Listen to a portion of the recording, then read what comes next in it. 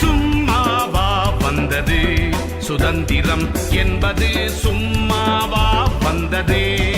பிளாசி முதல் செங்கோட்டை வரை உரை ஓவியம். சுதந்திரம் என்பது சும்மாவா வந்தது.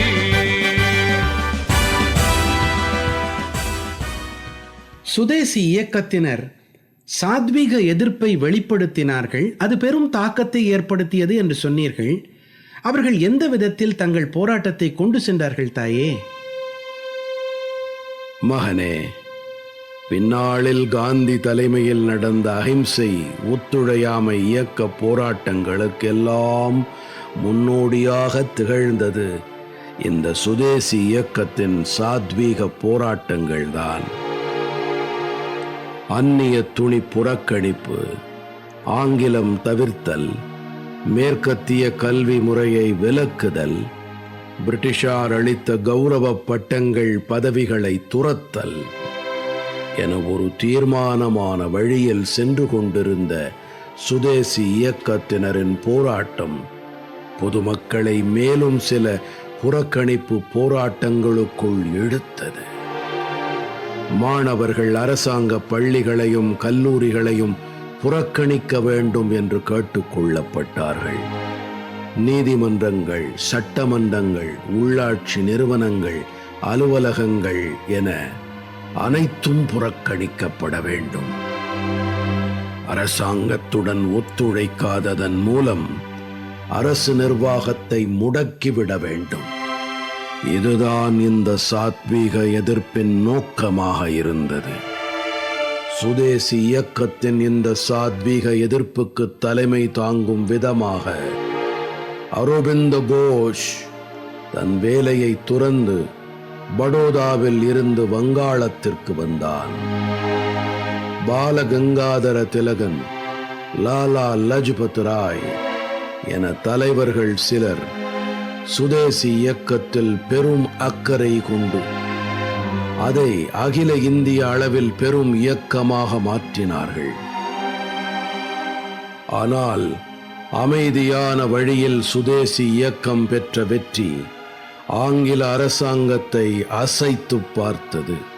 முக்கியமாக தங்கள் வர்த்தகமும் பொருளாதார சுரண்டலும் பெரும் பாதிப்புக்கு உள்ளாவதை பிரிட்டிஷாரால் சகித்துக் கொள்ள முடியவில்லை.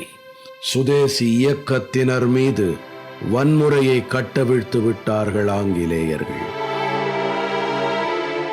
சுதேசி இயக்கத்தின் கூட்டங்கள் கலைக்கப்பட்டன. ஆர்ப்பாட்டம் செய்தவர்கள் மூர்க்கத்தனமாக தாக்கப்பட்டார்கள். தலைவர்கள் தொடர்ந்து கைது செய்யப்பட்டார்கள். பேச்சு சுதந்திரம் பறிக்கப்பட்டது. கூட்டங்கள், ஊர்வலங்கள், ஆர்ப்பாட்டங்களுக்கு தடை போட்டார்கள். வங்காளத்தில் சுரேந்திரநாத் பானர்ஜி, பிபின் சந்திர பால், அரவிந்த கோஷ், பஞ்சாபில் லாலா லஜ்பத் ராய், மகாராஷ்டிரத்தில் திலகன், தமிழகத்தில் வ.உ. சிதம்பரம் பிள்ளை, ஆந்திரத்தில் ஹரி சர்வோத்தம் ராவ், இப்படி சுதேசி இயக்கத்தின் தலைவர்களும் முக்கிய பிரமுகர்களும் கைது செய்யப்பட்டார்கள். சுதேசி இயக்கத்தில் கலந்து கொண்ட மாணவர்களுக்கு அரசாங்க பணிகளில் இடமில்லை என்று அறிவித்தார்கள். வெளிநாட்டு சர்க்கரையில் செய்யப்பட்ட இனிப்பு பண்டங்களை தூக்கி தூர வீசி எறிந்ததற்காக மாணவர்கள் கைது செய்யப்பட்டு சிறைக்கு அனுப்பப்பட்டார்கள்.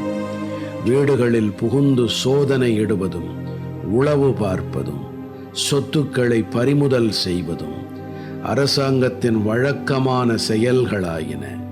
ஆனால் இத்தகைய நெருக்கடிகளால் மக்களிடம் வேறு விதமான மன உறுதி வளர்ந்தது. போலீஸ், சிறை ஆகியவற்றின் பேரில் இருந்த அச்சம் மக்களிடமிருந்து முற்றிலும் அகன்றது. தாங்கள் தாக்கப்படுவதும் சிறை செல்வதும் தேசத்தொண்டு என்று மக்கள் பெருமிதத்துடன் ஏற்றுக்கொண்டார்கள்.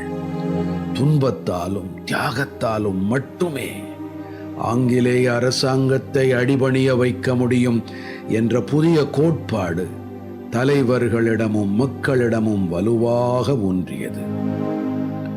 சுயசார்புடைமை, தன்னம்பிக்கை, தன்மானம், சுய உதவி என்ற இந்த உணர்ச்சிகளின் உந்துதலால் ஆங்கிலேயர்களிடம் யாசிக்கும் நிலையிலிருந்து நேரடி போராட்ட நிலைக்கு மாறினார்கள் இந்தியர்கள்.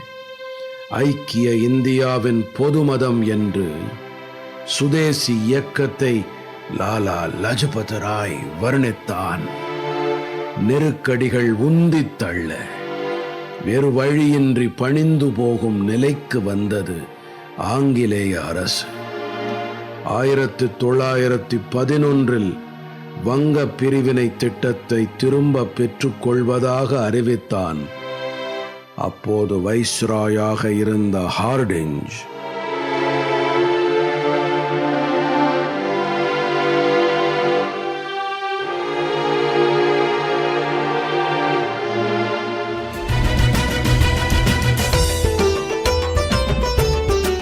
பிளாசி முதல் செங்கோட்டை வரை உரை ஓவியம் கேட்டீர்கள். ஆசி கூறி வாழ்த்திடவே அஞ்சிடுவார் பெரியோர், மாசு பேசி மயக்கிடவே முனைந்து நிற்கும் சுற்றம். இருந்த போதும் லட்சியத்தில்